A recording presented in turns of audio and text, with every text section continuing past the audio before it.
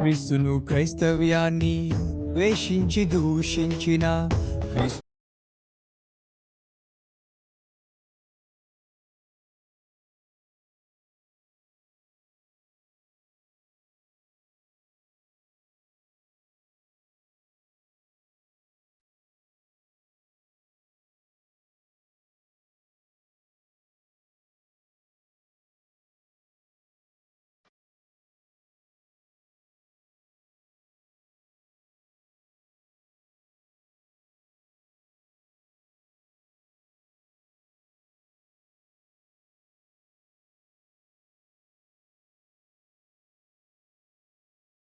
పరిశుద్ధ గ్రంథంలో యేసుక్రీస్తు ప్రభుల వారు నజరేతు పట్టణానికి తన స్వదేశానికి ఆయన వెళ్ళారు.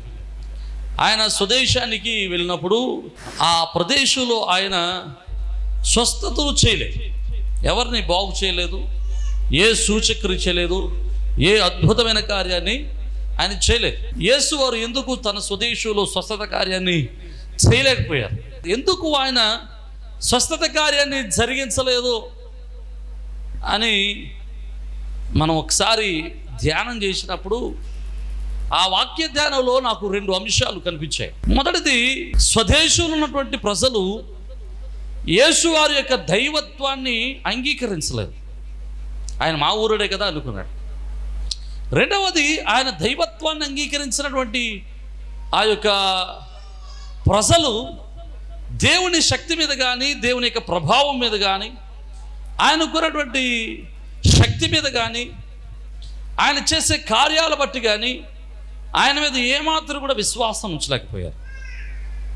ఈ 2 కారణాల వలన యేసువారు తన స్వదేశంలో స్వస్థతలు చేయలేకపోయారు. ప్రియమైన దేవుని బిడ్డలారా, జాగ్రత్తగా మనం ఆలోచన చేస్తే యేసువారుకున్న దైవత్వ గుణాలు ఏంటి? ఆ రోజు స్వదేశంలో యేసువారిని అంగీకరించినటువంటి, యేసువారి యొక్క దైవత్వాన్ని అంగీకరించినటువంటి వారు చాలామంది ఉన్నారు. ఇప్పటికీ కూడా యూదా దేశంలోను, ఇశ్రాయేలు దేశంలో కూడా యేసువారి యొక్క దైవత్వాన్ని అంగీకరించిన వారు చాలామంది ఉన్నారు. యేసువారి యొక్క దైవత్వాన్ని అంగీకరించిన వారు ఉన్నారు. యేసువారిని ఆయన పరం నుండి వచ్చిన వాడని, ఆయన లోకరక్షకుడని, లోక కళ్యాణార్థమై రక్తాన్ని చెందించాడని ఎవరు అంగీకరించట్లేదు, చాలామంది అంగీకరించట్లేదు. భారతదేశంలో కానివ్వండి, ప్రపంచ దేశాల్లో క్రైస్తవ్యము విస్తరించినప్పటికీ చాలామందికి క్రీస్తు వారి యొక్క దైవత్వం మీద, క్రీస్తు వారి యొక్క దైవ గుణాల మీద సందేహాలు ఉన్నాయి. యేసు వారికి ఉన్నటువంటి దైవత్వ లక్షణాల మీద చాలామందికి సందేహాలు ఉన్నాయి. కొంతమంది అంటున్నారు, యేసు వారు 2000 సంవత్సరాల క్రితమే ఉన్నాడు, ఆయన మరియ గర్భములో పుట్టక మునుపు ఆయన లేడు, మరియ గర్భములో ఆయన పుట్టక మునుపు లేడు, ఆయన చనిపోయిన తర్వాత ఆయన లేడు, ఆయన 33 సంవత్సరాలు మాత్రమే జీవించాడు, అంతకుమించి ఆయన యొక్క చరిత్ర లేదు అని చాలామంది చెప్పడం నేను విన్నా. ఒకవేళ ఎవరైనా ఇలాంటి మాటలు మీతో కూడా చెప్పి ఉంటే, ఒకవేళ ఇలాంటి సందర్భాల్లో మీరు కూడా సందేహాత్మకమైనటువంటి సందేశాలు, విశ్వాసాన్ని బలహీనపరిచేటువంటి మాటలు మీరు ఒకవేళ వినుంటే, ఈరోజు వినేటువంటి వాక్యము మీ హృదయాన్ని బలపరచడానికి ద్రోహదం చేస్తుంది. కనుక జాగ్రత్తగా వాక్యాన్ని వినడానికి మన హృదయాలు మనం సంధించుకుంటూ దేవుని యొక్క వాక్యం వైపు మన మనసులను తిప్పుదాం. దేవునికి స్తోత్రం. నేను ఈరోజు ఈ క్రీస్తులో ఉన్నటువంటి దైవత్వ లక్షణాలన్నిటినీ ఈరోజు నేను చెప్పలేను, కానీ వీలైనప్పుడల్లా, అవకాశం ఉన్నప్పుడల్లా క్రీస్తు దైవత్వ లక్షణాలని ఒక్కొక్కటి మీకు పరిచయం చేయడానికి నేను ఇష్టపడుతున్నాను. యేసువారు పుట్టక మునుపు ఉన్నాడా? యోహాను రాసినటువంటి శుభవార్తలో యేసుక్రీస్తు ప్రభువు వారి గురించినటువంటి చక్కటి వివరణ ఉంటుంది. మీరు ఎప్పుడైనా ఇంటికి వెళ్ళిన తర్వాత యోహాను సువార్త చదవండి. యోహాను సువార్త అధ్యాయాలన్నీ, దాని విన వెంటనే యోహాను పత్రికలు చదవండి. ఈరోజు మీరు ఇంటికి వెళ్ళిన తర్వాత ఈ వారంలో ఇది చదవండి. నేను చెప్పినటువంటి వాక్యం మీకు బాగా అర్థం అవడానికి అది దోహదం చేస్తుంది, అది మిమ్మల్ని పురుకొల్పుతుంది. యోహాను సువార్తలో యేసుక్రీస్తు ప్రభువుల వారి గురించి యోహాను ప్రజెంట్ చేస్తూ, యోహాను యేసువారిని ఎలా ప్రజెంట్ చేశాడంటే, ఆయన దేవుడి కుమారుడిగా ప్రజెంట్ చేయడం మొదలుపెట్టాడు. మత్తయి ఏమో మనుష్య కుమారునిగా, మార్కేమో సేవకునిగా, లోకా ఏమో వైద్యునిగా, యాహానేమో దేవుని కుమారుడిగా లోకానికి ప్రజల క్రీస్తును పరిచయం చేశారు. ఈ పరిచయం చేస్తున్నటువంటి యాహాను సువార్తలో యేసువారు మాట్లాడిన మాటలు, యేసువారిని గురించినటువంటి ఏ సందర్భం వచ్చినా యాహాను ఏమని రాశాడంటే, యేసువారు ఏమని చెప్పాడని యాహాను చెబుతున్నాడంటే, నేను పంపబడ్డాను, నేను పంపబడ్డాను, నేను వచ్చాను. మీరు ఇంచుమించు యాహాను సువార్త అంతట్లో అయ్యే మాటలు మనకు కనబడుతున్నాయి. ఇప్పుడే యేసువారు తన పుట్టు గురించి కానీ తన రాక గురించి కానీ చెప్పాలి అనుకున్నప్పుడు ఆయన చెప్పినటువంటి విషయాలన్నీ కూడా ఎట్లా ఉంటాయంటే, నేను పంపబడ్డాను, నేను వచ్చాను అని చెప్తాడు. పుట్టిన వానికి చరిత్ర ఉండదు. పుట్టిన వాని యొక్క చరిత్ర ఎప్పటి నుంచి ఉంటుందంటే, వాడు తల్లి గర్భంలో పుట్టినది మొదలుకొని. ఇప్పుడు నా గురించి మీరు ఏమన్నా చరిత్ర రాయాలనుకుంటే ఎప్పటి నుంచి రాస్తారు? నాకంటే బాగా పెద్దోళ్ళు అయితే నేను పుట్టినప్పటి నుంచి రాస్తారు. ఒకవేళ మా అమ్మగారు నా గురించి చెప్పాలనుకుంటే ఎప్పటి నుంచి చెప్పుద్ది? గర్భంలో పడినప్పటి నుంచి చెప్పుద్ది. నా కొడుకు రిక్కీ గురించి ఈ సందర్భంలో చిన్న మాట చెప్తారు. రిక్కీ గర్భంలో ఉన్నప్పుడు 3 నెలల వయసులో, 3 నెలల గర్భవతిగా మా భార్య ఉన్నప్పుడు హాస్పిటల్కి తీసుకెళ్తే డాక్టర్ గారు స్కానింగ్ చేసి ఏమన్నాడంటే, ఈ పిండం సరిగ్గా ఎదగట్లేదమ్మా, ఈ పిండం నిలబడకపోవచ్చు అన్నాడు. మేమన్నాం, దేవుడి చిత్తం అండి, దేవుడు ఉన్నాడు అని చెప్పి దేవుని మీద ఆనుకుని ఇంటికి వచ్చేసాం. ప్రార్థన చేసాం. ఏ విధమైనటువంటి అవయవాల లోపాలు లేకుండా ఆరోగ్యవంతుడు అందమైనటువంటి కుమారుని దేవుడు ఇచ్చాడు. దేవునికి స్తోత్రం. 1 సంవత్సరంన్నర అయ్యేసరికి నా కుమారుడికి రిక్కీకి గుండెల్లో ఈ ఛాతి లోపల నిమ్ము పట్టింది, నీరు పట్టేసి. నిమ్ము పట్టడం వల్ల ఊపిరి పీల్చుకోవడం చాలా కష్టంగా ఉండేది. ఆ రోజు మన సంఘంలో మన నిల్లి మౌనిక యొక్క పెళ్లి రోజు ఏదో అనుకుంటాయి, తీసుకెళ్ళి అప్పచెప్పడం ఏదో. ఆడికి వెళ్ళి వచ్చేసరికి చాలా బాధపడిపోతున్నాడు.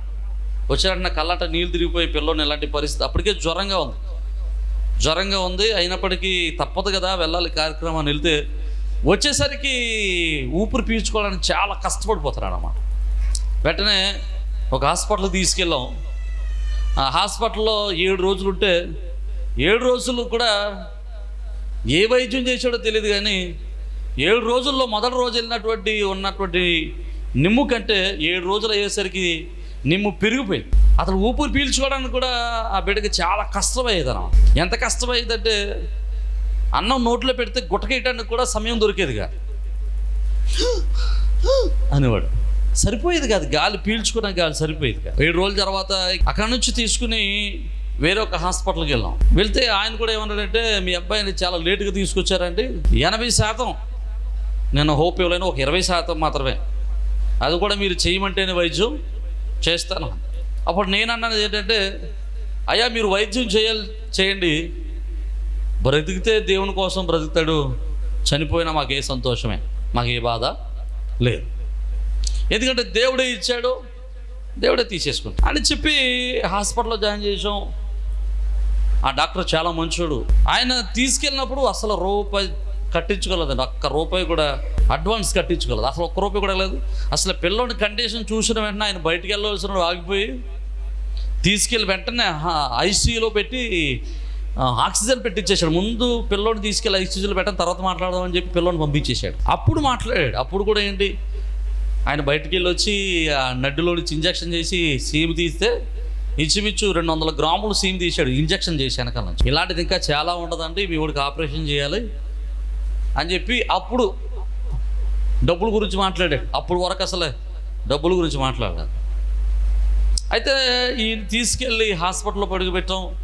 ఆ రోజు నాతో పాస్టమ్ గారు, కరుణావతి గారు, జీబాబు గారు, ఆనోక్ గారు వాళ్ళిద్దరూ బండి మీద, నేను పాస్టమ్ గారు సరిత పిల్లని తీసుకుని ఒక బండి మీద వెళ్ళాం. నాకు ఒక సందర్భం గుర్తొచ్చింది. ఆ సమయంలో ఏంటంటే, నాకు కూడా 1.5-2 సంవత్సరాల వయసులో నాకు కూడా లివర్ కంప్లైంట్ వచ్చింది. ఈ లివర్ కంప్లైంట్ వచ్చినప్పుడు నేను ఆల్మోస్ట్ డెడ్, నేను కూడా చనిపోయాను. అన్ని వైద్యాలు చేయించారట మా ఫాదర్. మా అమ్మగారికి మా అమ్మమ్మ వాళ్ళు ఇచ్చినటువంటి బంగారం అంతా ఆ రోజే అమ్మేసిందట, నా కోసం అమ్మేసిందట. డబ్బులు అన్నీ ఖర్చు పెట్టి తినడానికి తినలేని పరిస్థితుల్లో కష్టపడి ఎన్ని చేయించినా అసలు ఏమాత్రం కూడా నాలో చలనం లేదు, ఇంచుమించు చనిపోతాను. అప్పుడు మా నాన్నగారు తైలాన్ని తీసుకొచ్చి నెత్తి మీద పోసి, మా నాన్నగారు ప్రార్థన చేస్తున్నప్పుడు ఒక స్వరం వినబడిందట, జ్యేష్ఠుడు నాకు ఇష్టడు అని. జ్యేష్ఠుడు నాకు ఇష్టడా. వెంటనే తల మీద నూనె వేసి తైలం పోసి నన్ను సేవ కొరకు అప్పగించి ప్రతిష్ఠించిన తర్వాత వెంటనే ఆమెన్ అనగానే నేను కేర్ పెట్టి ఏడ్చి బ్రతికానంటే ఇప్పటి వరకు బ్రతికున్నాను. దేవునికి స్తోత్రం, హల్లెలూయా. నాకు ఈ రిక్కీని హాస్పిటల్లో పెట్టినప్పుడు ఆ సందర్భమే గుర్తొచ్చింది. జ్యేష్ఠుడు ఇష్టుడు లేవి కుటుంబంలో యాచక కుటుంబంలో యాచకుడు కుమారుడు ప్రధానుడు దేవుని పని చేయాలి అని, దేవుని యొక్క పని చేయాలని, దేవుని పనికి వీడిని అప్పగించాలని ఒరిజినల్గా నేను సేవకు అప్పగించడానికి ఇష్టపడలేదు రిక్కీని ఫస్ట్ నుంచి కూడా. వాడు మంచి ఉద్యోగం చేయించాలి, కొంచెం మంచి కండిషన్ మంచి స్థితిలో పెట్టాలని ఆశపడుతుండేవాడు. మొదటి నుంచి కూడా వాడు పుట్టినప్పటి నుంచి కూడా అలాగే ఆలోచించాను. కానీ ఆ 6 సంవత్సరంలో ఆలోచనలని తారుమూరు చేసి దేవుడు అనుకున్నాడు, నువ్వేం చేస్తావు, నీ ఆలోచనలన్నీ ఎలా ఉన్నాయి నాకు తెలుసు అని చెప్పి ఒక మట్టిగా ముచ్చేసరికి ఆలోచనల్ని తారుమారైపోయి, దేవా నీ బిడ్డను నీ కొరకు అప్పగిస్తున్నాను, నీ సేవకు అప్పగిస్తున్నాను, నువ్వు బ్రతికించుకుంటే నీ సేవ చేస్తాడు, తీసుకెళ్ళిపోతే నీ దగ్గర తీసుకెళ్ళిపో. మీరు కరుణవతి గారిని అడగొచ్చు, ఆవిడ మీ అందరూ అక్కడి నుంచి ప్రార్థన చేసి తైలం తీసి నెత్తి మీద పోసిన తర్వాత అప్పటి వరకు ఉలుకు పలుకు లేనటువంటి బిడ్డ, అసలు కథలు లేకుండా ఉన్నటువంటి బిడ్డ వెంటనే తైలం పోసి వెంటనే ఆ బిడ్డ బ్రతకడం మొదలెట్టాడు. దేవునికి స్తోత్రం. వెంటనే చలించడం మొదలుపెట్టాడు, వెంటనే ఊపిరి పీల్చుకోవడం, కొంచెం కదలికలు మొదలయ్యి. మేము అనుకున్నా చచ్చిపోయాడేమో అనుకున్నాను, నిజంగానే చచ్చిపోయాడేమో. ఎందుకు అంటే మేము చేసినటువంటి ఇంకో పని ఏంటంటే తణుకు వెళ్ళాం. ముందు తణుకు నుంచి రాజమండ్రి వచ్చాం. తణుకు నుంచి రాజమండ్రి వచ్చేటువంటి మార్గ మధ్యలోనే ప్రాణం పోయింది అనేటువంటి దృక్పథంలో ఉన్నాను నేను. కానీ దేవుడు ఎప్పుడైతే బిడ్డను ప్రతిష్ఠించామో దేవుడు ఆ బిడ్డను బ్రతికించాడు. దేవునికి స్తోత్రం, హల్లెలూయా. ఆ బ్రతికించినటువంటి బిడ్డను బట్టి దేవునికి మహిమ కలుగును గాక. ఇప్పుడు నా కుమారుని గురించి నేను సాక్ష్యం చెప్తున్నాను, ఇంచుమించు ఎప్పటి నుంచి చెప్తున్నాను, అతడు గర్భంలో ఉన్నప్పటి నుంచి చెప్తున్నాను. అతడు తల్లి గర్భంలో రాక మునుపు నాకు తెలియదు, అతను నాకు తెలియదు, ఆయన యొక్క ఉనికి లేదు, ఆ బిడ్డ యొక్క ఉనికి లేదు. అతని ఉనికి ఎప్పుడు ప్రారంభమైందంటే తల్లి గర్భములో పిండముగా రూపింపబడుతున్నప్పుడే ప్రారంభమైంది. తల్లి గర్భంలో పిండముగా రూపింపబడిన వాడి యొక్క ఉనికిని బట్టి వాడు పుట్టినవాడు అంటాం, ఎందుకంటే వాడి ఉనికి అప్పుడే మొదలైంది. వాని పుట్టుకతోనే, ఆయన పుట్టుక సందర్భంతోనే వాని ఉనికి ప్రారంభమైంది. కానీ యేసు వారిని యోహాను అంటాడు, ఆయన పుట్టినవాడు కాదయ్యా, ఆయన పుట్టుకకు మునిపే ఉన్నవాడు, ఆయన వచ్చినవాడు. దేవునికి స్తోత్రం. ఎవరంట? వచ్చినవాడు. ఎక్కడి నుంచి వచ్చాడు ఈయన? ఎక్కడున్నాడు? అంతకుముందు ఎలా ఉన్నాడు ఆయన? జాగ్రత్తగా మనం ఒకసారి ఆలోచన చేస్తే యోహాను సువార్త 1వ అధ్యాయం 1వ వచనంలో చక్కటి మాట అంటాడు, ఆదియందు వాక్యం ఉండెను, వాక్యము దేవుని యొద్ద ఉండెను, ఆ వాక్యమే దేవుడై ఉండే. 14వ వచనం అంటాడు, ఆ వాక్యమే శరీరధారి అయి కృపాసత్య సంపూర్ణుడిగా మన మధ్యలో నివసించాను. చాలా కృపాసత్య సంపూర్ణుడిగా శరీరధారిగా మన మధ్యలో నివసించినటువంటి ఆ వాక్యమే దేవుడి దగ్గర ఉన్నది. దేవుని దగ్గర ఉన్న ఆ వాక్యమే దేవుడై ఉన్నాడు. ఆది అని గురించి ద బిగినింగ్ అంటే ఎప్పుడు చాలా పర్యాలు చెప్పాను సంఘంలో. మరొకసారి మీరు రివిజన్ చేసుకున్నట్టుగా ఉండండి, మరొకసారి గుర్తు చేసుకోవడానికి ఉపయోగపడుద్ది. ఆది అంటే ఏది? ప్రారంభం. ప్రారంభం అంటే ఎక్కడ? బైబిల్లో ఆదికాండం 1వ వచనం అంటాడు, ఆది యందు దేవుడు భూమి ఆకాశాలను సృజించాను. ఆది యందు దేవుడు భూమి ఆకాశాలు సృజించాడు. యోహాను సువార్త 1వ అధ్యాయం 2వ వచనం అంటాడు కదా, 2వ వచనం, ఆయన లేకుండా కలిగి ఉన్నదేది కూడా ఆయన లేకుండా కలుగలేదు. దేవునికి స్తోత్రం. సమస్తం ఆయన మూలంగా కలిగాయి, ఆయన లేకుండా ఏది? దేవునికి స్తోత్రం. ఇప్పుడు కలిగినవన్నీ అంటే కొలసీలు రాసిన పత్రిక 1వ అధ్యాయము 16వ వచనం, ఏలయనగా ఆకాశమందున్నవయు భూమి అందున్నవయు దృశ్యమైనవి గాని అదృశ్యమైనవి గాని అవి సింహాసనములైనను ప్రభుత్వములైనను ప్రధానులైనను అధికారములైనను సర్వమును ఆయన యందు సృజింపబడి సర్వమును ఆయన యందు సృజింపబడి దేవునికి స్తోత్రం. సర్వము కూడా ఆయన యందు సృజింపబడ్డాయి. ఎవరి యందు? దేవుని యందే. వాక్యమై ఉన్న దేవుని యందు. అది మీరు అది గుర్తుపెట్టుకోవాలి. వాక్యమై ఉన్న దేవుని యందు.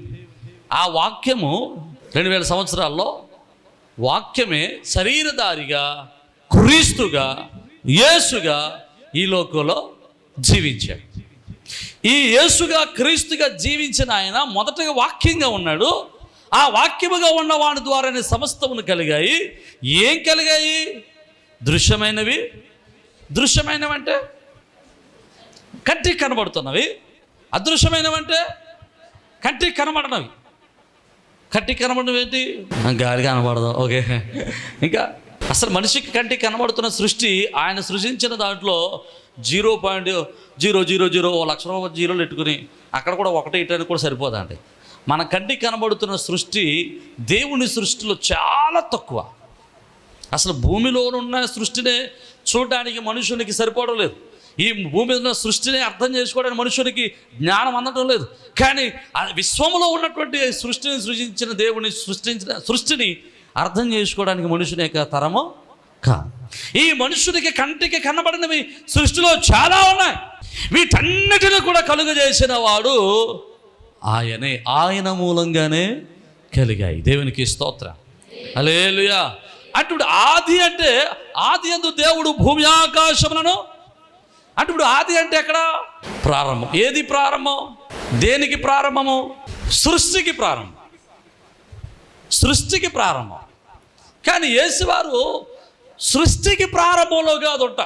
ఆది కాండం 1వ అధ్యాయం 1వ వచనంలో రాయబడిన ప్రారంభము అసలైన ప్రారంభం కాదు. అది సృష్టి ప్రారంభము. సృష్టి ప్రారంభం. కొలసీలకు రాసిన పత్రిక 11వ అధ్యాయం 17వ వచనంలో చదువుదాం ఒకసారి. ఆయన అన్నిటికంటే ముందుగా ఉన్నవాడు. ఆమేన్. హల్లెలూయా. ఎలా ఉన్నాడట?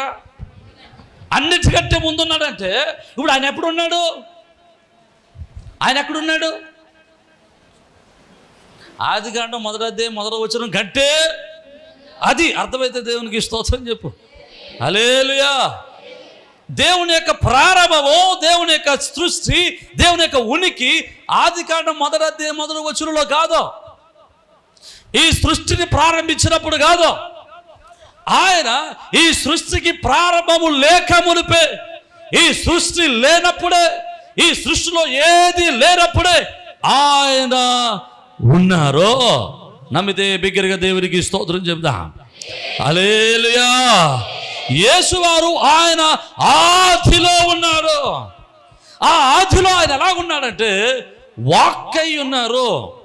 ఏమై ఉన్నాడు? వాక్కై ఉన్నాడు. వాక్కై ఉన్నాడు అంటే ఎవరి వాక్కై ఉన్నాడు? ఆది యందు వాక్యం ఉంది. వాక్యం అంటే శరీరధారిగా నిర్మించిన జీవించిన యేసువారు వాక్కై ఉన్నాడు.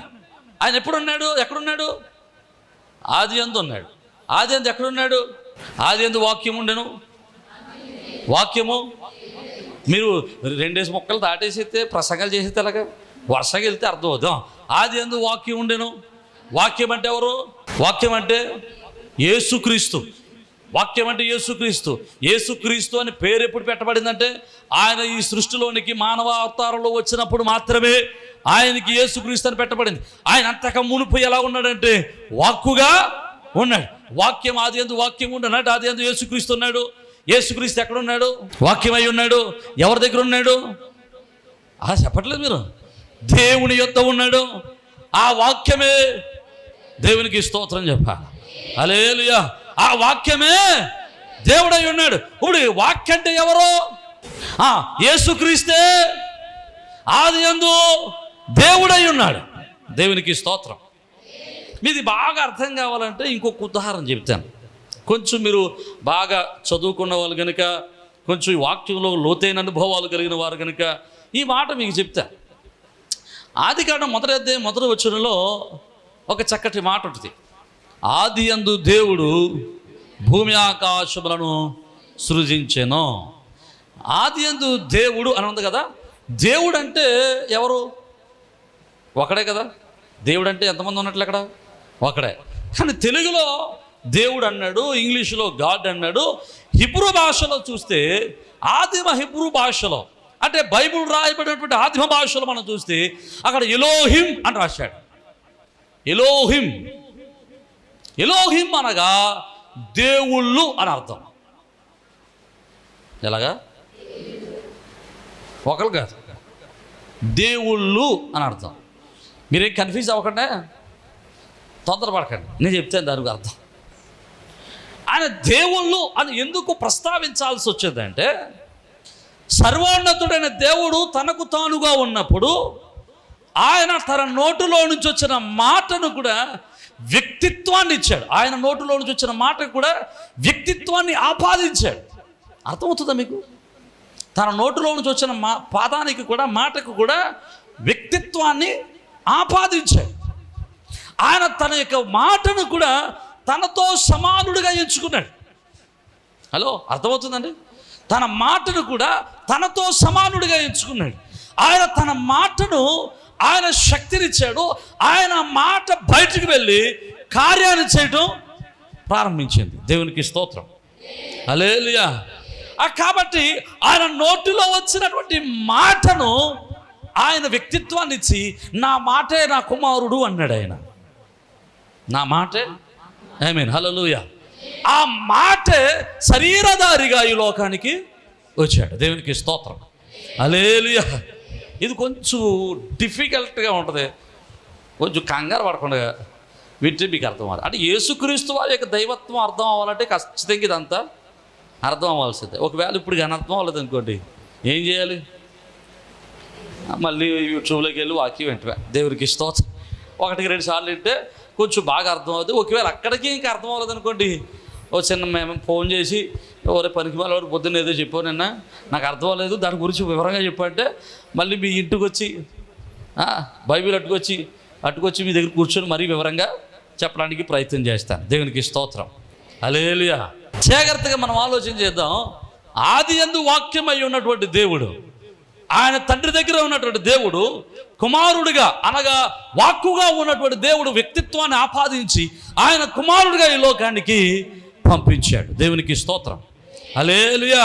ఇప్పుడు ఆదిలో ఉన్నటువంటి దేవుడు, అన్నిటికంటే ముందుగా ఉన్నటువంటి దేవుడు, అన్నిటికంటే ప్రారంభంలో ఉన్నటువంటి దేవుడు, ఆయన తన దగ్గర తండ్రి దగ్గర ఉన్నటువంటి దేవుడు, తండ్రి దగ్గర వాక్కై ఉన్నటువంటి దేవుడు, ఆయన శరీరధారికి ఈ లోకానికి వచ్చి 33 సంవత్సరాలు జీవించి ఆయన మరణించి పునరుద్ధానుడై తిరిగి లేచి నేటికి సజీవంగా నిలిచి ఉన్నాడు. హల్లెలూయా, హల్లెలూయా. ఆయన మరి అంతగా ముందు ఏం చేశాడు? మనం ఇప్పుడు వరకు చెప్పుకున్నాం, ఆయన సమస్త సృష్టిని సృజించాడు. ఎవరు సృజించారు? యేసుక్రీస్తే సృజించాడు. తండ్రి నా నోటులో నుంచి మాట రాగానే ఈ పదము వెళ్ళి ఈ యొక్క శక్తి వెళ్ళి ఈ యొక్క వాక్కు వెళ్ళి సమస్తం అంతటిని కలుగజేసింది. అందుకనే దావీదు భక్తుడు కీర్తనకారుడు అంటాడు, అయ్యా నీ వాక్కును పంపి నన్ను స్వస్థపరచు అంటాడు. నీ వాక్కు అంటే నీ కుమారుని పంపించి నన్ను స్వస్థపరచు అని అర్థం. దేవునికి స్తోత్రం, హల్లెలూయా. వాక్యై ఉన్నటువంటి దేవుడు ఈ లోకంలో సంచరించాడు. ఆయన ఆది నుండి సంచరిస్తూ ఉన్నాడు. ఆది నుండి ఈ లోకంలో ఆయన భూమి మీద తిరుగుతూనే ఉన్నాడు. దీనికి పాత నిబంధనలో క్రీస్తు ఎక్కడ కనబడతాడు, పాత నిబంధనలో క్రీస్తు ఎలా ఉన్నాడు అని మనకు అర్థం అవ్వాలంటే 1-2 సందర్భాలు మీకు చెప్పక తప్పదు. ఆ 2 సందర్భాలు వివరించి మిగతా అన్ని అలాగ మీకు టచ్ చేసి నేను ముగించడానికి ప్రయత్నం చేస్తాను. యెహోషువ గ్రంథంలో 5వ అధ్యాయం చివరి 3 వచనాలు చదువుదాం. యెహోషువ గ్రంథం 5వ అధ్యాయము చివరి 3 వచనాలు. యెహోషువ యెరికో ప్రాంతంలో ఉన్నప్పుడు, యెహోషువ యెరికో ప్రాంతంలో ఉన్నప్పుడు అతను కన్నులెత్తి చూడగా, తాను కన్నులెత్తి చూసినప్పుడు దూసిన కత్తి చేత పట్టుకుని ఉన్న వరలోనిచి తీసిన కత్తి చేతిలో పట్టుకుని ఒకడు కనబడ్డాడు. అతని ఎదుట నిలిచి ఉండేను. యెహోషువ అతని యొద్దకు వెళ్ళి, యెహోషువ కత్తి తీసిన వాడి దగ్గరికి వెళ్ళి, నీవు మా పక్షముగా ఉన్నవాడవా, నా పక్షాన ఉన్నవాడవా, మా విరోధుల పక్షంగా ఉన్నావా అని అడుగగా, అతడు కాదు, యెహోవా సేనాధిపతిగా నేను వచ్చి ఉన్నానెను. యెహోషువ నేల మట్టుకు సాగిలపడి నమస్కారం చేసి, నా ఏలినవాడు తన దాసునికి సెలవిచ్చినదేమని అడిగాను. అందుకు యెహోవా సేనాధిపతి, నీవు నిలిచి ఉన్న ఈ స్థలం పరిశుద్ధమైనది, నీ పాదరక్షలను తీసివేయమని యెహోషువతో చెప్పగా యెహోషువ అలాగు చేసింది. దేవునికి స్తోత్రం, హల్లెలూయా. ఇక్కడ ఈ సందర్భాన్ని జాగ్రత్తగా ఆలోచన చేద్దాం. జాగ్రత్తగా ఈ సందర్భంలో యెహోషువ నిలబడినప్పుడు ఒక దేవదూత వచ్చాడు. ఒక దూత వచ్చి అక్కడ నిలబడ్డాడు. అతని చేతిలో ఏముంది? కత్తి ఉంది. ఇప్పుడు నిలబడిన వాడి దగ్గరికి వచ్చి యెహోషువ మాట్లాడుతున్నాడు, నువ్వు మా పక్షాన ఉన్నావా, మా విరోధుల పక్షాన ఉన్నావా అన్నాడు. అప్పుడు ఆయన ఏమన్నాడు? కాదు, నేను యెహోవా సేనాధిపతిగా వచ్చాను అన్నాడు. అప్పుడు ఈయన ఏం చేశాడు? యెహోషువ ఏం చేశాడు? వెంటనే సాగిలపడ్డాడు. ఇక్కడ ఆగుదాం. వెంటనే ఏం చేశాడు? సాగిలపడ్డాడు. సాగిలపడిన వెంటనే దూత ఏమనాలి అంటే, మనం దూతలకి స్క్రిప్ట్ రాయిస్తామేంటి కదండి. చాలామంది అంటారు, దెబ్బలు ఆడుకున్నప్పుడు లేకపోతే ఏదైనా మాట్లాడుకున్నప్పుడు, మేము అలాగన్నప్పుడు ఆ మనిషి ఎలాగనాలి కదా అంటారు. నువ్వు ఇలాగనాలి, నువ్వు సపోర్ట్ పెట్టి ఆవిడ అంతా ఆవిడకి ఏది వచ్చింది అదే ఆడుతుంది. మనం స్క్రిప్ట్ రాసి ఇచ్చేస్తాం. మరి అటువంటిప్పుడు ఏమంటే నువ్వు రాసి ఇచ్చాను ఇలాగ అంటాను, అప్పుడు నువ్వు ఇలాగని రాసి ఇచ్చేస్తే నీకేం కావాలో అదే అంటుంది కదా. ఇప్పుడు దూత ఏమనాలి అనే మాటకి మనకు అర్థం తెలియాలంటే ఒకసారి ప్రకటన గ్రంథంలోకి వెళ్ళాలి. ప్రకటన గ్రంథంలోకి వెళ్తే యోహానుని దేవదూత తీసుకెళ్ళి పరలోక పట్టణం అంతా చూపిస్తూ ఉంటాడు. ఒకసారి ఆ యొక్క యోహాను గారు ఆ దేవదూతకి సాష్టాంగపడి నమస్కారం చేస్తాడు. సాష్టాంగపడి నమస్కారం చేస్తే ఆ దూత అంటాడు, నాకు నమస్కారం చేయొద్దా, నాకు నమస్కారం చేయొద్దు, నేను కూడా నీ వంటి వాడినే, మనకు సర్వోన్నతుడి దేవుడు, ఆయనకి మాత్రమే మనం నమస్కరించాలంటాడు. అంటే దూతలు ఏమి స్వీకరించారు? దూతలు ఆరాధనను స్వీకరించారు, పూజలను స్వీకరించారు, దేవునికి చెందాల్సిన మహిమను స్వీకరించారు. అంటే ఇప్పుడు ఈ యెహోషువ సాగిలపడి నమస్కరించి ఆరాధన చేస్తున్నప్పుడు ఆ ఆరాధన చేసే వ్యక్తిని బైబిల్ ఆధారంగా బట్టి చూస్తే అక్కడ దూత ఏమనాలి? నువ్వు నాకు సాగిలపడొద్దు, నేను కూడా నీ వంటి వాడిని, మనము సర్వోన్నతులైన దేవుడికి మాత్రమే నమస్కరించాలని చెప్పాలి. కానీ ఈ దూత ఏం చెప్పాడు? అసలు ఒక్క మాట కూడా, అంటే అతడు చెల్లించినటువంటి ఆ స్తుతి ఆరాధన, ఆ సాష్టాంగ నమస్కారము, ఆ పూజను ఆ దూత ఏం చేశాడు? స్వీకరించాడు.